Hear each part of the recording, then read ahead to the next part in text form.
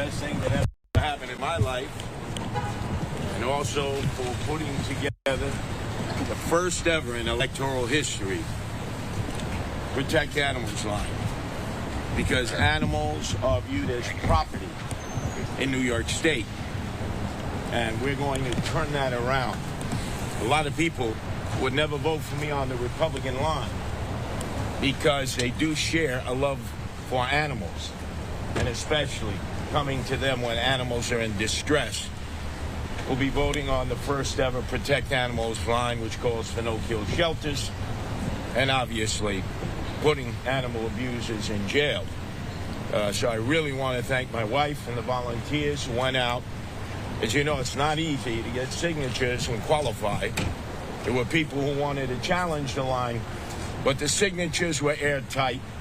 And in fact, it's the first independent line you see after the major party candidates. So I'm feeling great about it. I want to thank my wife, Nancy, for doing this on behalf of all animal lovers, whether they're voting for me today or they're voting for my opponents. Hopefully that day will come when people view animals as their family members, as most do, and with the rights that people have, because they are all part of our family. So, Nancy, if you just speak momentarily before you go in and vote. Well, I'd just like to say it's an honor to once again vote for my husband, but now I'm thankful that I have the opportunity also to promote something that's very near and dear to me, which is the rights of animals. Obviously, no-kill shelters is something that's long overdue in New York City, and the fact that now so many people have come together. This isn't a partisan issue. It's something that people care about.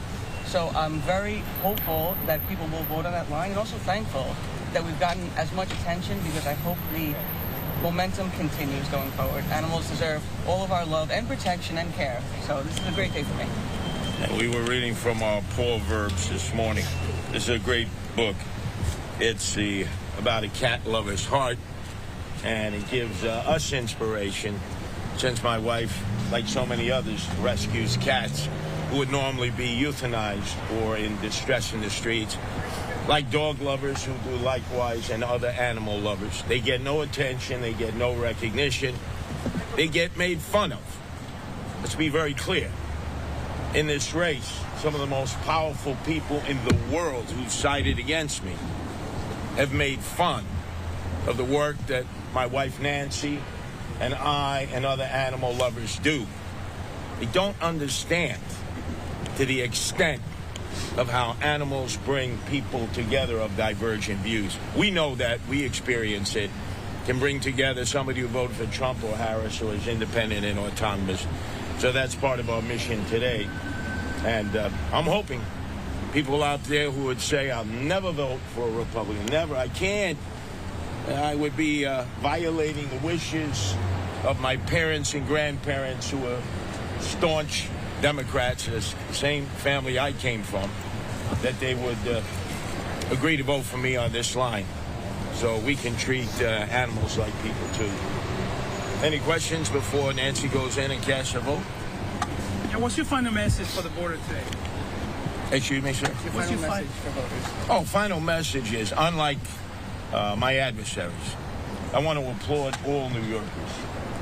As I've traveled the 5 boroughs and 350 neighborhoods, and obviously in the subways every day, I'm excited by the fact that people have been revived to understand that they have a right to vote and they need to exercise the vote. And as I've told them, whether they are friendly towards me or they're supporting one of my foes, we should all be proud as New Yorkers.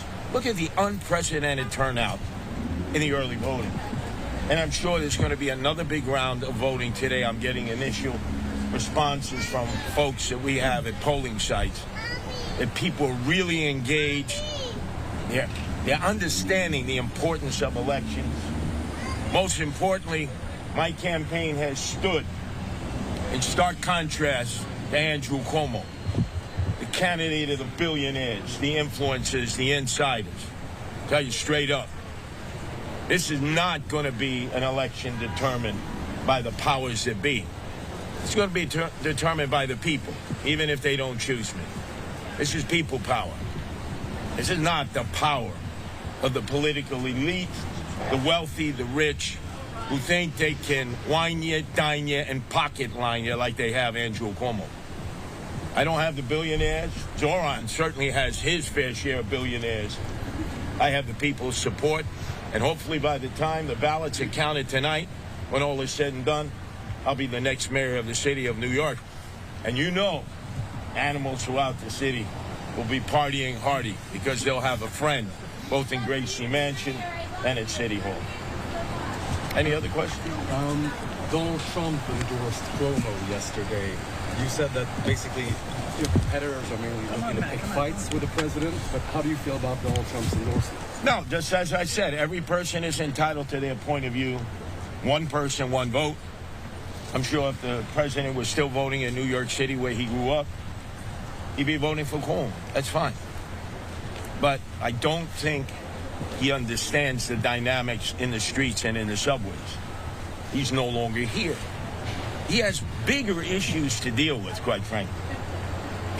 Peace in the Middle East, the Persian Gulf, peace between Russia and Ukraine, obviously economic stability for the world. So I respect the president. I see what he's done, but I don't really think it's going to make much of a difference at the polling location.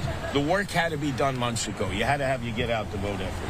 Hard work, door knocking, literature dropping, emails, texting, phone calls, staying in touch with the people that you thought are your voters. We know Zoran did that. That's how he overwhelmingly destroyed Andrew Cuomo in the primaries, who didn't have a get out the vote effort. And to be honest, I don't see much of a get out the vote effort for Cuomo now. We run into a lot of Zoranistas. They go their way, we go our way. They have their own supporters.